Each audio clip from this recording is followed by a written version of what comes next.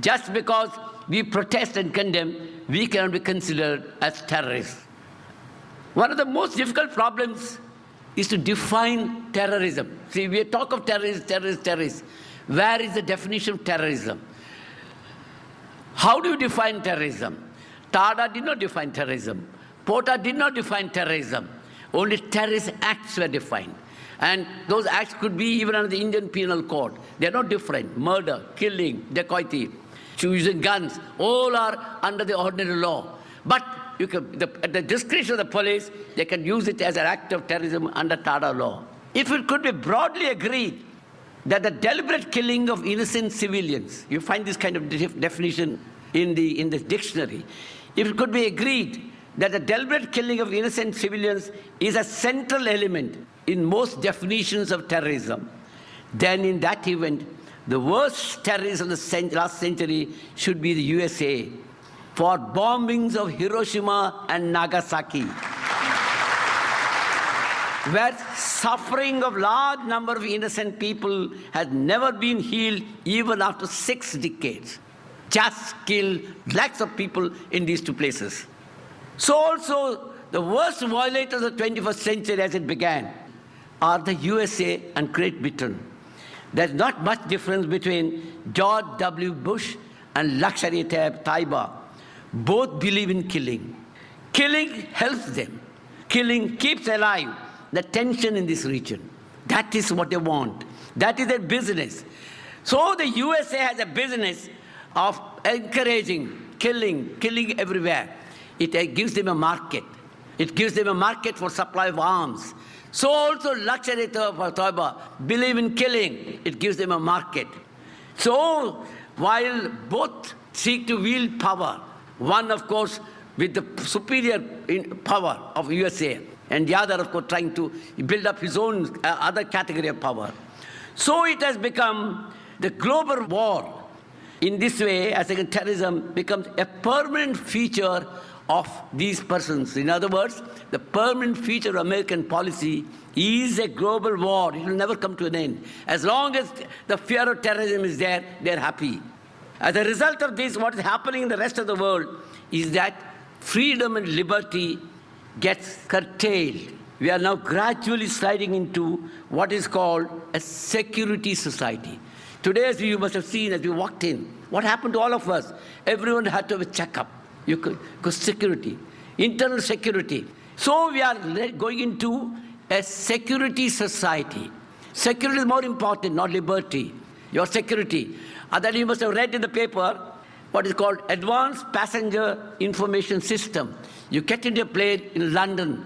Within 15 minutes, your full history is sent to Bombay or whichever the destination. When you land there, the police are there. Police know your full history. You've gone to Dubai half a dozen times. Okay, that is enough. They could do anything they like. For example, what happened in Amsterdam, you all know. They saw some people behaving in the plane, people behaving in a very suspicious way. Their appearance, their dress, their speaking language, looking like Arabs, looking at watch frequently, bearded Muslims, and burqa-clad women. Okay, all these are suspicious character, this kind of thing. So security becomes more important. And this is a kind of policing that goes on. And as a result of that, we have all sorts of things going on in this country, everywhere, because under security society, the police can do anything they like. Other day you must have read that Antap Hill, somebody was found in a building which was supposed to have been neglected. Nobody was there. What happened was, the police suddenly found he was a Pakistani, they said. One doesn't know. They went and shot him, killed him. Nobody, no proof, nothing of the kind. So because in the name of security, the society accepted. Society did not protest. Who was killed? Nobody knows. So the police again believe in this guy because that helps them. They don't have to prove a case. They can detain anyone, keep him inside the police station, days together, without a charge, without anything, in the name of investigation. In fact, the other day, I went to the Minority Commission. What happened was, people are just being rounded up and taken to the police station. What is the law? If you are taken to the police station, if you are a witness, of course, your statement has to be recorded, and then you have to go home. If you are not a witness, you are a suspect, then your name should be there somewhere. Your name should be in the FIR, or they should have advanced information. But they just can't take you to the police station and say, you are a suspect, you don't know anything about me, but you are a suspect. You keep me, you torture me inside. You keep me for days together. No station diary entry, no report. And one fine day, you handcuff that man with another unknown person who's supposed to come from Pakistan. And they say, you are connected with these two together. This is the kind of system. So in the name of security today, police can do whatever they like. Anyone can be killed in an encounter, deaths, and no investigation. In the name of security, every movement of yours can be tracked.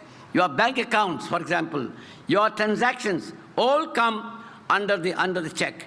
In the name of security, see, the other day the rule has come. In Bombay city, you can't sell or buy property. You can't rent out your house. You want to rent out, you have to go and inform the police officer. So the police have to be informed. So liberty is becoming a casualty. You are literally going to be enslaved. Soon if this kind is encouraged, ultimately, you slowly, your rights are being taken away. Your liberty is being taken away. You are enslaved. This is a kind of thing. And I tell you, this is not something new. When TADA was introduced, also it was introduced for the sake of security.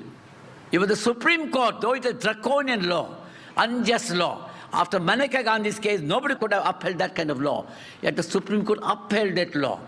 Again, in the name of internal security. In the name of security, that's the main consideration. They upheld quota law, again in the name of security. They upheld Armed Forces Special Powers Act, which has done havoc in northeastern states, Manipur and so those places. Yet we upheld the law in the name of security. All our principles of the liberal society, justice, social, economic, everything, all those they have forgotten. This is a kind of approach.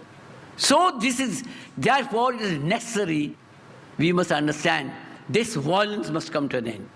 So what is the solution? Solution is not arms. Solution is not violence. Violence against me from the people or from the state. No. What is required is that why should there be so much violence in the society? Our approach should be why there is this kind of terrorism.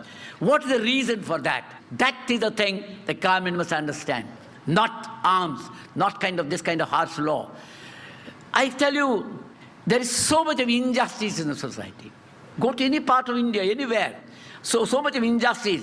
The rich and the powerful can get away with impunity. Nothing happens to them. America can invade any country, nothing happens to them internationally. Within India, the rich and powerful are not bothered. They don't go in for voting, but they get whatever they want. But the poor, what happens to the poor? The marginalized. Huge projects, for example.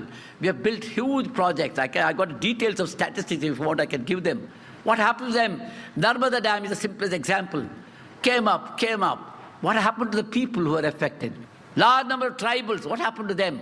They had lost their land, lost everything, yet nothing happened to them. What should they do? In Bombay, we have 40 lakhs or more people live in slums. What's the government doing? Government is demolishing them. Your right to housing, internationally recognized right to housing, right to shelter, part of Universal Declaration of Human Rights, international covenant, civil and political, economic, social, cultural rights. All this is forgotten. Supreme Court has said repeatedly in the past, Article 21, right to life includes everything that goes with human dignity.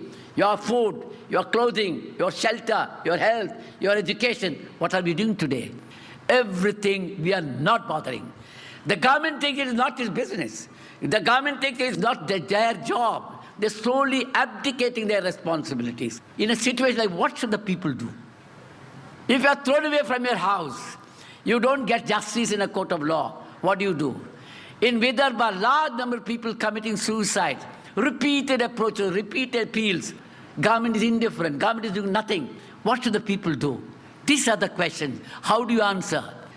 I remember once Arundhati Roy said, in a situation like this, where people get no justice, nothing happens to them. At that time, what happened to them is they refused to take this into account. I remember I went to Gujarat after the riots. Large number of young children have seen their mothers and sisters being raped and burnt. Nobody guided them.